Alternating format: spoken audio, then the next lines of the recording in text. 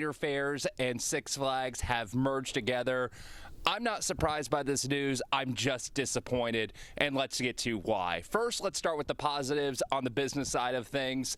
Cedar Fairs is the majority holder in this merger with just over 50%, and I have more faith in Cedar Fairs than I do in Six Flags on the decision processing. Another positive is one pass may cover all of the parks. All of that still is yet to be determined, but hey, if I could buy one season pass instead of a Cedar Fairs pass and a Six Flags pass, if they're relatively reasonably priced, that'll work out well for the consumer in that end. Now let's go to the businesses and why they decide to do it. It'll stop with the roller coaster effect. Great for getting guests in the park, but when the economy does a little bit of a downturn, then that's when that roller coaster on the down is great for theme park riders, not so much for businesses. So you have at least that benefits in those worlds, so there'll be more stability for the companies. Now let's get to why I think this is some of the worst news in the theme park industry in quite some time: the elimination of competition. Just think of it down in Orlando, out in LA, Disney, Universal competing against each other. Both parks keep getting better because, well, they're competing with one another. Same thing, Six Flags and Cedar Fair's parks, they're competing for that same clientele,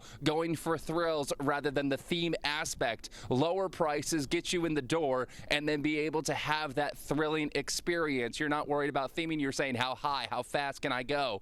When you eliminate competition, it's the theme park goers, the thrill enthusiasts that suffer because you're going to get less great, unique experiences and less competition to drive bigger and faster rides. I'm not saying they will stop building those big coasters, but we're not going to get it at the level of frequency we had, and you're not going to get, hey, Cedar Point just built a state-of-the-art ride, Great Adventure needs to build one. Magic Mountain, Knott's Berry Farm. You're not going to get that competition, especially in that area where you're trying to claim number one, because you're going to steal from your own clientele going, hey, we don't need to match what they just built because it's the same company. Now, the one thing I am hopeful for is I'm a Six Flags over Georgia. Their customer service has slowly been improving. Cedar Fairs has better customer service. In my personal experience, it's still not to the level, obviously, of Disney or Universal, but it has been improving. I'm hoping the parks overall, with Cedar Fairs being the majority holder and the better decision maker from what we've seen, hopefully that customer service continues to grow.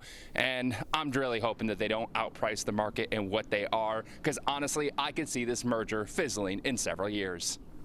Down in the comment section below, let me know what you think. Do you think this is a good decision? Do you think we're going to have benefits, or do you agree with me?